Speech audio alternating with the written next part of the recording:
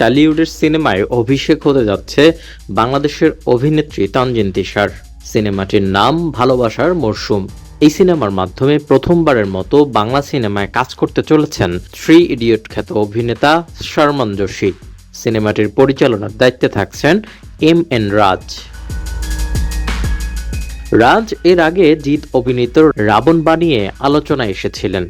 এই নির্মাতা জানান, সেপ্টেম্বরের শুরুতেই ভারতে সিনেমাটির শুটিং শুরু হবে। চলতি মাসের দ্বিতীয় সপ্তাহে বাংলাদেশি অভিনেত্রীর সঙ্গে তাদের চুক্তি সম্পন্ন হয়েছে। অ্যাকশন ঘরানার সিনেমা বানিয়ে পরিচিতি পেলেও রাজের এই সিনেমা হতে যাচ্ছে রোমান্টিক ঘরানার। পরিচালক রাজ জানিয়েছেন, ভালোবাসার মরশুম সিনেমায় শর্মন যোশী অভিনীত চরিত্রের নাম আবির, তানজিন তিশা ও সুস্মিতা চরিত্রের নাম যথাক্রমে হিয়া ও পারমিতা। এদিকে ভারতীয় সংবাদ মাধ্যম দ্য টেলিগ্রাফকে শর্মন যোশী জানিয়েছেন, এই সিনেমার জন্য বাংলা শিখছেন তিনি।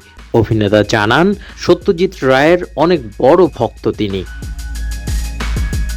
পরিচালক জানিয়েছেন, দার্জিলিংয়ে সিনেমার শুটিং শুরু হবে। বেশিরভাগ অংশের শুটিং হবে পাহাড়ে, আর কিছু অংশের কাজ হওয়ার কথা রয়েছে মুর্শিদাবাদে। আগামী বছরের পূজায় সিনেমাটি মুক্তির পরিকল্পনা নির্মাতাদের।